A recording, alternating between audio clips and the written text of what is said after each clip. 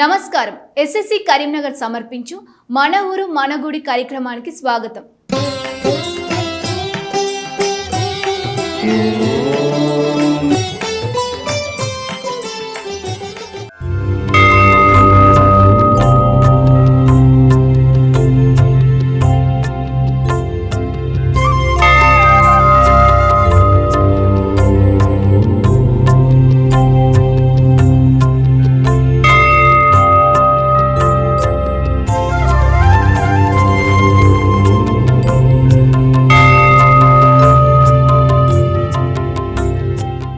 కరీంనగర్ ఈ పేరుకు ఎంతో చరిత్ర ఉంది.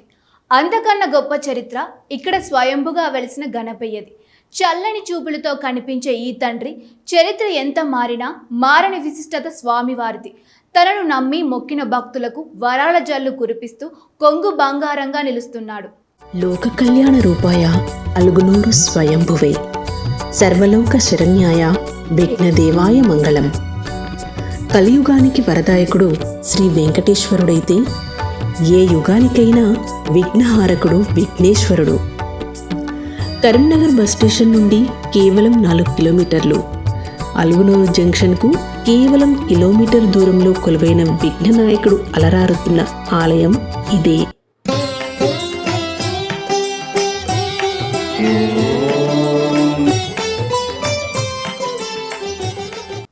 మనం ఏ పూజ చేసినా ఏ కార్యక్రమం చేపట్టినా తొలి పూజ మాత్రం గణపయ్యదే. విఘ్నేశ్వరుడు కరుణిస్తే ఎలాంటి విఘ్నాలు రావని నమ్మకం. చేపట్టిన ప్రతి పని విజయవంతంగా పూర్తవుతుందనే విశ్వాసం. మానవులే కాదు దేవుళ్ళు సైతం ముందుగా అర్చించేది గణపయ్యనే. అటువంటి విఘ్నేశ్వరుడు స్వయంభుగా వెలిసిన ఆలయం ఇది. కరీంనగర్ కాణిపాకంగా పిలువబడుతూ భక్తుల కొంగు బంగారంగా నిలుస్తున్న గణపయ్యను దర్శించుకుందాం. కరీంనగర్ను ఆనుకుని ఉన్న అలుగునూరు ప్రధాన కూడలి నుండి వరంగల్ వైపు వెళ్లే దారిలో గణపయ్య ఆలయం కొలువై ఉంది. ప్రధాన కూడలి నుండి కేవలం కిలోమీటర్ దూరంలో పచ్చని పొలాల మధ్య ఆహ్లాదకరమైన వాతావరణంలో మానేరు నది అటు ప్రక్కన కేబుల్ బ్రిడ్జి సమీపంలో స్వామివారి ఆలయం అలరారుతుంది.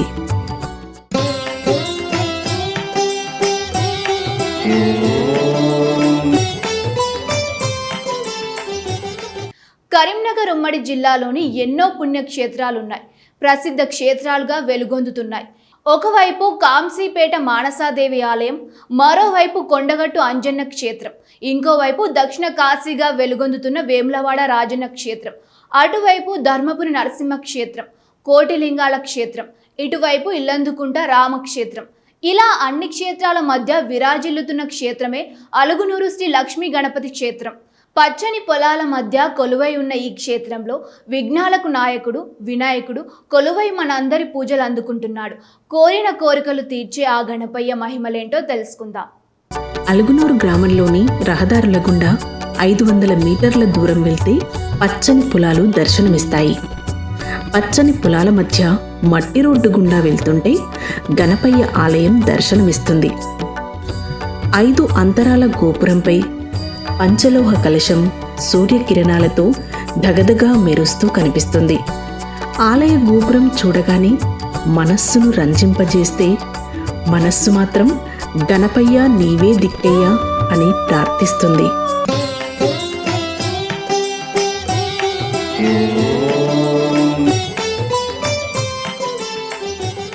స్వయంభుగా వెలిసిన కరీంనగర్ కాణిపాకంగా పిలువబడుతున్న ఈ క్షేత్ర ప్రాశస్త్యం ఏమిటో వీక్షిద్దాం.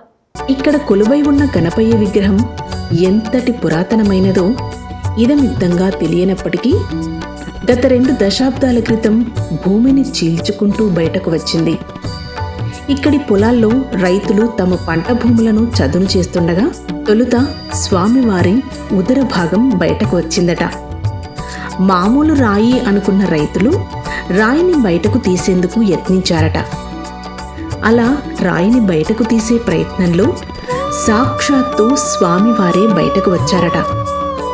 విఘ్ననాయకుడే బయటకు రావడంతో గ్రామస్తులకు ఊనకం వచ్చినంత పనైందట. దీంతో నాటి నుండే లంబోదరుడికి ప్రత్యేక పూజలు అభిషేకాలు నిర్వహించడం మొదలుపెట్టారట. సాక్షాత్తు వినాయకుడే భూమిని చీల్చుకొని బయటకు రావడంతో స్థానిక రైతులు వేద పండితులను ఆశ్రయించారు. ఏం చేస్తే బాగుంటుందంటూ అడిగి తెలుసుకున్నారు. దీనికి పండితులు ఆలయం నిర్మించి విగ్రహాన్ని ప్రతిష్ఠించే వరకు స్వామివారిని జలప్రవేశం చేయాలని సూచించారట.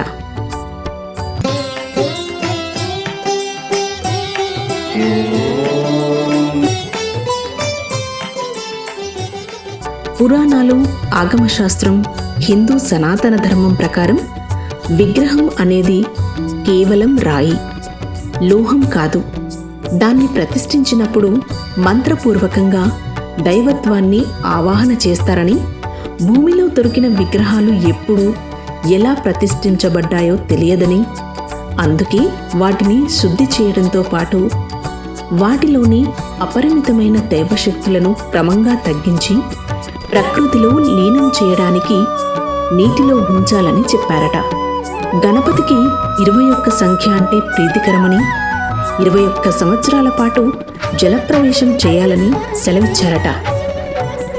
దీంతో విగ్రహం లభించిన దగ్గరే హుండీ కట్టి 21 సంవత్సరాల పాటు గణపయ్యను జలప్రవేశం చేయించారట.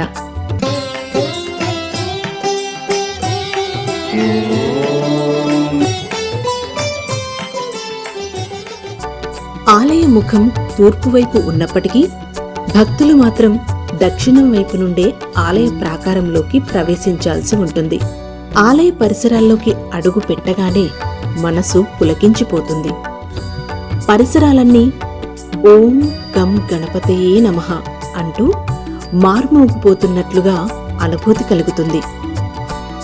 గేట్ లోపలికి ప్రవేశించగానే ఎడమవైపు ప్రసాద తయారీ కేంద్రం, దాని పక్కనే కార్యనిర్వహణ గది కనిపిస్తుంది. కుడివైపున కాళ్ళు కడుక్కునేందుకు నల్లాల ఏర్పాటుతో పాటు దాని పక్కనే భక్తుల కోసం బాత్రూంను ఏర్పాటు చేశారు. వెనక గోడపై ప్లాస్టిక్ నిషేధమంటూ బోర్డు కనిపిస్తుంది. ఆలయం చుట్టూ భక్తులు కూర్చునేందుకు సిమెంట్ బెంచీలను అందుబాటులో ఉంచారు.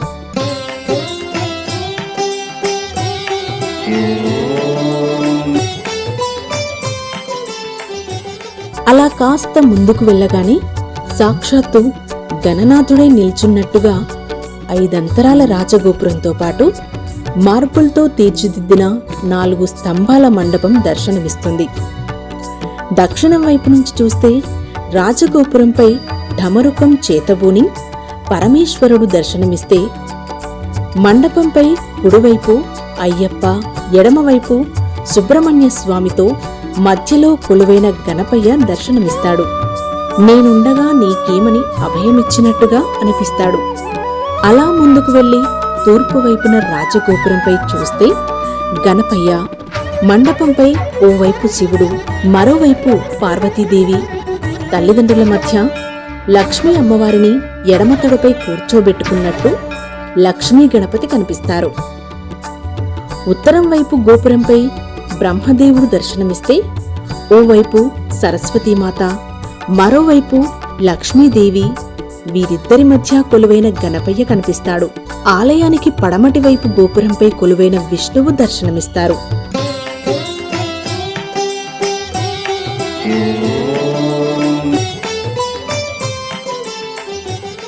మండపానికి ఎదురుగా రామడుగు శిల్పకళ గొప్పదనాన్ని గుర్తు చేస్తూ ఏకశిలతో తీర్చిదిద్దిన ధ్వజస్తంభం టీవీగా కనిపిస్తుంది. దాని ముందు కూర్చొని స్వామివారినే తదేకంగా చూస్తూ భక్తితో పులకించే మూషికం దర్శనమిస్తుంది. అంతేకాకుండా ధ్వజస్తంభం చుట్టూ భక్తులు స్వామివారి కోసం కట్టిన ముడుపులు దర్శనమిస్తాయి.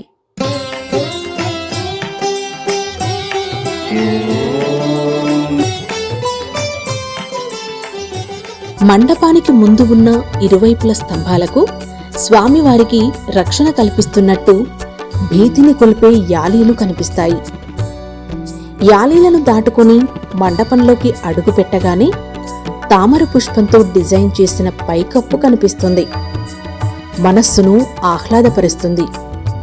ముందుకు చూస్తే కుడివైపుకు తొండం, చుట్టూ ఇత్తడితో తయారు చేసిన మకర తోరణం, పంచలోహాలతో తీర్చిదిద్దిన కిరీటం, నుదుటిన వెండి నామాలు, వెండి యజ్ఞోపవీతం, కుడి చేతిలో ఉండ్రాయి, ఎడమ చేతిలో విరిగిన దంతాన్ని పట్టుకుని అభయమిస్తున్నట్టుగా ప్రశాంతమైన 6 అడుగుల హరిద్ర గణపయ్య దర్శనమిస్తాడు. గణపయ్యను చూడగానే ఒక్కసారిగా మనసు తనను తాను మరిచిపోతే తెలియకుండా చేతులు దండాన్ని పెడతాయి. ఈ జన్మకు ఇది చాలు అన్నట్టుగా అనుభూతిని కలిగిస్తుంది.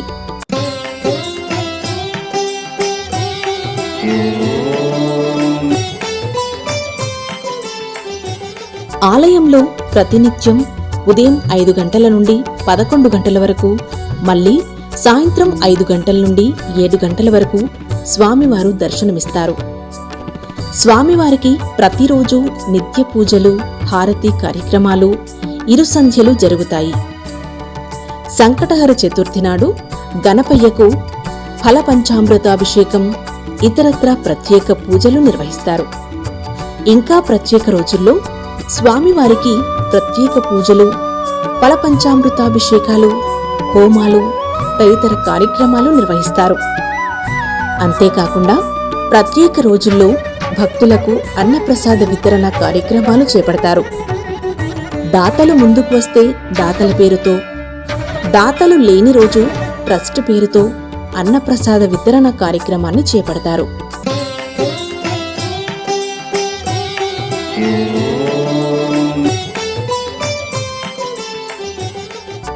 స్వామివారిని దర్శించుకుని బయటకు వస్తే గర్భగుడికి ఎడమవైపు జంటనాగుల విగ్రహం కనిపిస్తుంది. ఈ నాగేంద్రుణ్ణి సంతాన నాగేంద్రుడు అంటారు. సంతానం లేనివారు భక్తి ప్రపత్తులతో ఈ నాగేంద్రుణ్ణి కొలిచి అభిషేకం చేస్తే వారికి సంతానం కలుగుతుందని ఇక్కడి భక్తుల విశ్వాసం.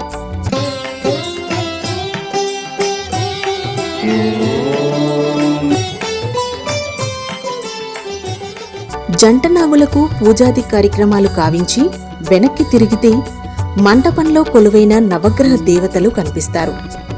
నవగ్రహాల చుట్టూ ప్రదక్షిణ చేస్తే ప్రతికూల శక్తులను దూరం చేసి ఆరోగ్యం, అదృష్టం మరియు ప్రశాంతతను చేకూరుస్తాయని వేద జ్యోతిష్య శాస్త్రం చెబుతోంది. అందుకే ఇక్కడికి వచ్చిన భక్తులు స్వామివారిని దర్శించుకున్న తర్వాత నవగ్రహ దర్శనం చేసుకుంటారు.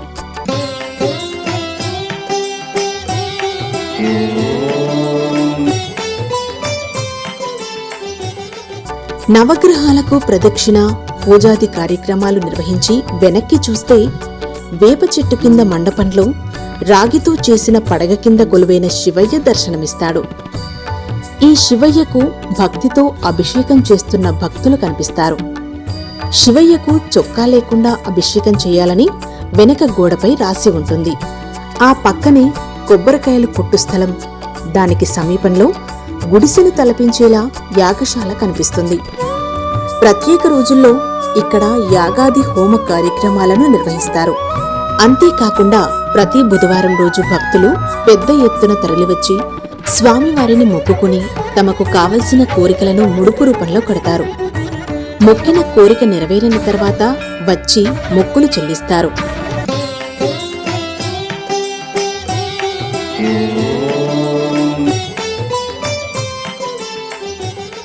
లక్ష్మీ గణపతి ఆలయం మహిమాన్వితమైనదంటూ ఆలయ ప్రధానార్చకులు నేతునూరి శంతన శర్మ. స్వామివారిని నమ్మి భక్తితో మొక్కితే చాలు కోరిన కోరికలు నెరవేరుతాయంటారు. ఈ సంకట చతుర్థికి స్వామివారు హరిద్ర గణపతిగా దర్శనమిచ్చారని, వచ్చే సంకటహర చతుర్థి రోజున సింధూర గణపతిగా దర్శనమిస్తాడంటున్నారు. సింధూర గణపతిని దర్శించుకుని పూజలు చేస్తే అష్టైశ్వర్యాలు సిద్ధిస్తాయని భక్తుల నమ్మకమన్నారు.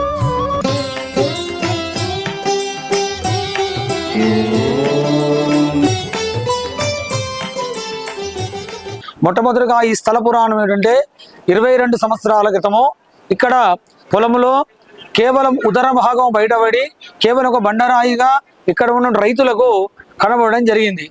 కొన్ని రోజుల తర్వాత ఈ పొలంలో ఈ రాయి అడ్డుగా ఉన్నదని చెప్పేసి నాగలితో దున్ని తీయగా అది గణపతి ఆకారంగా బయటపడ్డది. వెంటనే ఆ ఆకారాన్ని మొత్తాన్ని కూడా శుభ్రం చేసి అభిషేకం చేయించి ఒక కుండి నిర్మాణం చేసి అందులో నీళ్లు పోసి నీళ్ళల్లో పడుకోబెట్టడం జరిగింది. ఈ విధముగా ఈ కుండి కట్టి నీళ్లు పోసి 21 సంవత్సరాలు ఆ నీటి లోపలనే స్వామివారిని పడుకోబెట్టడం జరిగింది. 21 సంవత్సరం అంటే అర్థం ఏమిటంటే గణపతికి ప్రీతికరమైనటువంటి సంఖ్య 21. 21 ఉండ్రాళ్ళు ఇష్టము, 21 మోదుకలు ఇష్టము, 21 పూలు పత్రాలు ఇష్టము. అదేవిధంగా స్వామివారు కూడా 21 సంవత్సరాలు ఈ కుండీ లోపలనే ధ్యానం చేసుకుంటూ ఏనాడు నాకు గుడి నిర్మాణం అవుతుందని చెప్పేసి ఆ కుండీలోనే పడుకుండి ఉండిపోయాడు. ఎందుకంటే ఇక్కడప్పుడు దారులు కానీ తొవ్వలు లేకుండా పొలాలన్నీ కూడా ఉండి పొలాల సముదాయం ఉండి ఇక్కడ రావడానికి పోవడానికి ఇబ్బందికరంగా ఉండేది. అయినా కానీ భక్తులు ప్రతి బుధవారము అదేవిధంగా అంజన్నమాల వేసుకునేవారు. అయ్యప్ప భక్తులు కూడా ఇక్కడికి వచ్చి అభిషేకాలు చేసి స్వామిని మనస్సులో ధ్యానించుకునేవారు. మొట్టమొదటిగా 21 బయటపడ్డ సంవత్సరం రోజునే ఇక్కడ ఒక భక్తుడు స్వామికి నమస్కరించిన వెంటనే అదే సంవత్సరం ఒక పిల్లవాడు జన్మించడం జరిగింది. ఆ పిల్లవానికి కూడా గణేష్ అని పేరు పెట్టడం జరిగింది. ఈ విధంగా గణపతి గుడి కాకముందే ఆ స్వామివారు పడుకునే అనేక విధములైనటువంటి ఆ స్వామి యొక్క మహిమలు చూపించాడు. ఆ తర్వాత 21 సంవత్సరం పూర్తి కాగానే 22వ సంవత్సరం ఆరంభం లోపలనే ఇక్కడ ఈ గుడి నిర్మాణం జరిగింది. ఇక్కడ ఉన్న స్థలాన్ని ఏదైతే ఉన్నదో ఇక్కడ ఉన్నటువంటి పొలముకు సంబంధించిన వాళ్ళందరూ కూడా ఈ స్థల భూదాతలందరూ కూడా మనిషి కొద్దిగంతా ఇచ్చి స్వామి యొక్క గుడికి సుమారు 8 గుంటల భూమి ఇవ్వడం జరిగింది. అదేవిధంగా ఇంకొక విశేషం ఏంటంటే ఎక్కడైనా గుడి నిర్మాణం కావాలంటే కొన్ని సంవత్సరాలు పడుతుంది. కానీ ఇక్కడ గుడి నిర్మాణం కేవలం 5 మాసాల 19 రోజుల లోపలనే గుడి నిర్మాణం జరిగింది. అంటే మీరే ఆలోచించండి గణపతి యొక్క మహిమ అందరి మీద ఏ విధంగా ఉందో చూడండి. అదేవిధంగా ఇక్కడ ఆలయం లోపల సహాయపడినటువంటి ప్రతి ఒక్కరికి కూడా వారి యొక్క సొంత పనులన్నీ కూడా ముగించుకొని సొంత పనులు వాయిదా పెట్టుకొని ఇక్కడ స్వామి వారి యొక్క ఆలయాన్ని నిర్మించడం జరిగింది. అదే విధముగా ఇక్కడ సంతాన నాగేంద్ర స్వామిని అదే విధముగా స్వయంభూ పార్వతీ రాజరాజేశ్వరుడు లింగ రూపం కూడా ఆవిర్భవం జరిగింది. ఇక్కడ ప్రతి బుధవారము ముడుపులు కట్టడం ఆనవాయితీగా మారింది. ఇప్పటికే చాలా మంది ముడుపులు కట్టారు, కోరికలు నెరవేరి వచ్చి మరలా అయ్యగారు మా కోరికలు నెరవేరా అని చెప్పారు, ముడుపులు విప్పి వెళ్ళారు.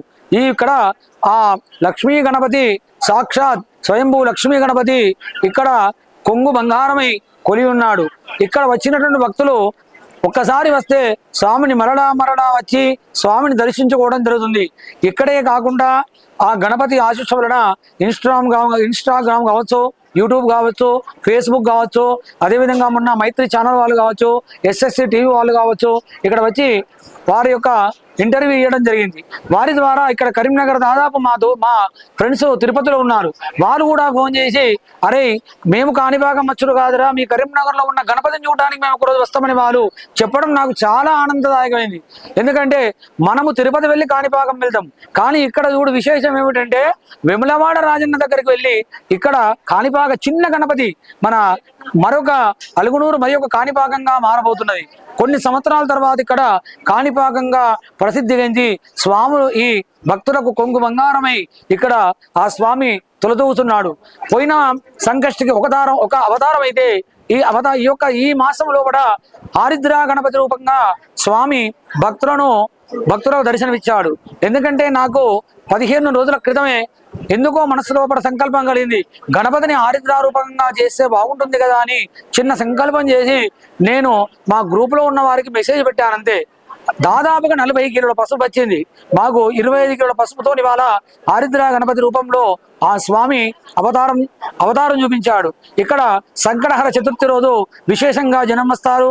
ఉదయము 6:30 స్వామి యొక్క మూల విరాటుకు అభిషేకము, మరలా 8 గంటలకు లక్ష్మీ గణపతి హోమము, ఉదయం 11 గంటలకు ఉత్సవమూర్తులకు విశేష ఫల పంచామృత అభిషేకాలు, 12:30 ఆ మరలా అన్నప్రసాదం కలదు. అందుకే ఇక్కడ చాలా మంది కూడా ఇప్పుడు మీరు చూస్తున్నారు విశేష జనం వస్తున్నారు. ఒక ఉగాది రోజున నేను పంచాంగం చెప్పుదామని వచ్చి కూర్చున్న వానికి 4600 మంది జనం వచ్చి పంచాంగ శ్రవణ చెప్పకుండా అయిపోయింది. అంటే భక్తుల యొక్క రద్దీ ఆ విధంగా ఉన్నది. ఇక్కడ అనేక విధముగా కోరికలు కోరుకున్న వారికి తప్పక నెరవేరుతున్నాయి. ఇక్కడ మరో విశేషం అంటే ఇక్కడ చాలా మంది పెళ్లి రోజులు కావచ్చు, బర్త్డేలు కావచ్చు, ఇంకా ఏదైనా ఇంట్లో సందర్భం ఉంటే వారు వచ్చి గణపతికి అన్నప్రసాద నిరూపకంగా వారికి తగిన సహాయము ఇక్కడ ఇచ్చి వెళుతున్నారు. ఇక్కడ మీకు ఏదైనా సందర్భం ఉంటే వచ్చి హోమం చేసుకోవచ్చు, అభిషేకం చేసుకోవచ్చు. ఇంకా ఏదైనా కార్యక్రమాలు కావాలంటే కూడా తప్పక ఇక్కడ మీరు వచ్చి సంప్రదిస్తే మేము కార్యక్రమాన్ని సక్రమంగా చేయిస్తాము. ఇక్కడ మీకు ఎప్పుడు అనుకూలం ఉన్న అన్నదానం కూడా చేసుకోవచ్చును. అదే విధంగా ఇక్కడ బాధతో వచ్చిన వాళ్ళు కూర్చొని 10 నిమిషాలు కూర్చొని తర్వాత కూర్చొని వెళ్తే వాళ్ళ బాధలు తీరుతాయి. లక్ష్మీ గణపతి అంటే అర్థం ఏంటంటే గణపతికి పట్టాభిషేకం జరిగినప్పుడు ముక్కోటి దేవతలు అన్ని వరాలు ఇస్తున్నారు. అప్పుడు విష్ణుమూర్తి నాభియందు నుండి లక్ష్మీదేవి ఉద్భవించి గణపతికి ఒక వరం ఇచ్చింది. నాయనా గణపయ్య, నువ్వు సిద్ధి బుద్ధి ప్రదాయకుడవు, నేను ఇప్పుడు నీలో లీనమవుతున్నాను. ఇప్పటి నుండి లాభము శుభముతో కూడి లక్ష్మీ గణపతిగా పేరు ఉందువుగాక అని ఆ లక్ష్మీ గణపతికి వరం ఇచ్చింది. తాము ఆలయ నిర్మాణాన్ని చేపట్టిన రోజు చేతిలో చిల్లి గవ్వ లేదంటున్నారు ఆలయ ట్రస్ట్ సభ్యులు రామచంద్రారెడ్డి, అశోక్ రెడ్డి. విగ్రహం బయటపడిన నాటి నుండి నేటి వరకు వారి కరుణా వీక్షణాలతోనే పనులు ముందుకు సాగాయన్నారు.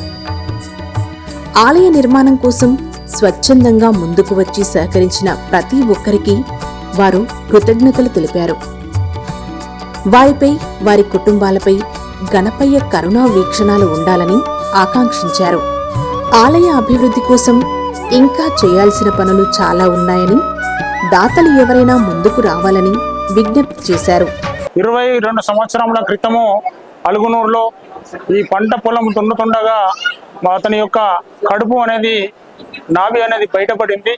అప్పటి నుంచి ఆ లక్ష్మీ గణపతి విగ్రహాన్ని ఒక నీటి తొట్టెలో ఉంచి మనం 21 సంవత్సరముల దాకా దాన్ని మనము అలాగే ఎండకు ఎండి వానకు తడిచి మరి భక్తుల యొక్క పూజలను అందుకుంటూ విరాజిల్లుతూ ఉండగా ఇక్కడ ఉన్నటువంటి భూ సమస్య కారణంగా ఇక్కడ ఆ గణపతి యొక్క లక్ష్మీ గణపతి యొక్క మన దేవాలయాన్ని నిర్మించడానికి అనువైనటువంటి స్థలం ఇక్కడ పట్టా భూములు ఉండడం వల్ల ప్రక్కన ఉన్నటువంటి పట్టా భూముల దాతల నుంచి వాళ్ళ దాతలందరినీ పిలిపించి దాతల నుంచి దాదాపుగా 8 గుంటలన్నర భూమిని మేము సేకరించడం జరిగింది. మరి ఆ యొక్క లక్ష్మీ గణపతి ఆలయానికి ఈ భూదాతలకు మేము ఆలయ ట్రస్ట్ తరఫున మేము ప్రత్యేక ధన్యవాదాలు తెలియజేస్తున్నాం. అలాగే మా ఆలయ ట్రస్టు మాతో ఉండేటువంటి మా ఆలయ కమిటీ అంతా కూడా ఈ యొక్క ఆలయ నిర్మాణాన్ని చేయాలని ఒక దృఢ సంకల్పంతో మేము ముందుకు పోవడం జరిగింది.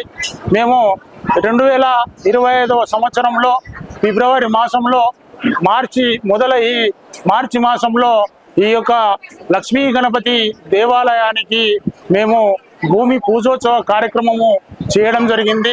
మరి ₹1 లేకుండా భూమి పూజోత్సవ కార్యక్రమము వేద పండితులైనటువంటి పురాణ మహేశ్వర శర్మ, ఆలయ ప్రధాన అర్చకులు నేదునూరు శంతన శర్మ, అలుగునూరు గ్రామ ప్రజలు, భక్తుల, దాతల సహకారంతో మేము మొట్టమొదటిగా భూమి పూజ కార్యక్రమము అత్యంత వైభవోపేతంగా జరపనేది.